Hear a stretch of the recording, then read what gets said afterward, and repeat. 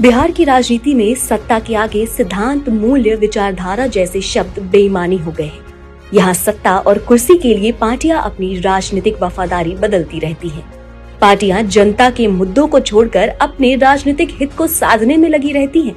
ये बात हम इसलिए कह रहे हैं क्योंकि विधानसभा चुनाव की सुगबुगाहट के बीच बिहार की राजनीतिक नब्ज अलग ढंग से धड़कने लगी है। एक बार फिर लग रहा है कि कोई किसी का साथ छोड़ेगा तो कहीं किसी का हाथ थामेगा।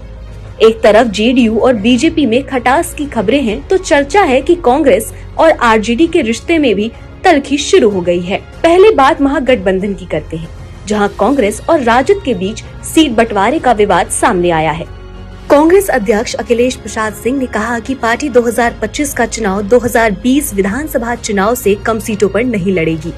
जो भी सीटें लड़े हैं हम लोग उससे कम सीट पर नहीं लड़ेंगे और जिसको जो करना है करे। इस पर तेजस्वी ने कहा कि कौन क्या बोलते हैं उससे क्या मतलब है, बिहार की राजनीति में उनको कौन जानता है।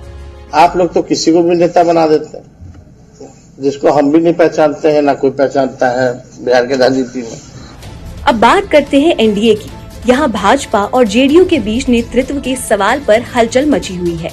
केंद्रीय गृह मंत्री अमित शाह के बयान से एनडीए के बीच दूरियां दिख रही हैं। अमित शाह ने कहा कि बिहार में नीतीश कुमार के चेहरे को लेकर फैसला अभी नहीं लिया गया है।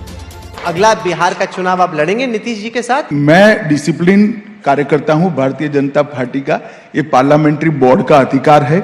इन बयानों के बाद बिहार में सियासी सरगर्मियां बढ़ गई हैं। चर्चा है कि दोनों गठबंधनों के बीच दरार पड़ चुकी है। अब देखना होगा कि क्या नीतीश कुमार फिर से बीजेपी की पालकी से उतरेंगे, क्योंकि नीतीश कुमार ने इतने मौकों पर पलटी मारी है कि लोग उन्हें पलटू कुमार कहते हैं।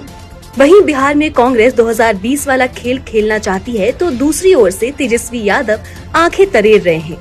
इन सब के बीच सत्ता के लिए लड़ रही इन दोनों गठबंधनों को आगामी विधानसभा चुनाव में बड़ी कीमत चुकानी पड़ेगी। बात आपकी, बात बिहार की।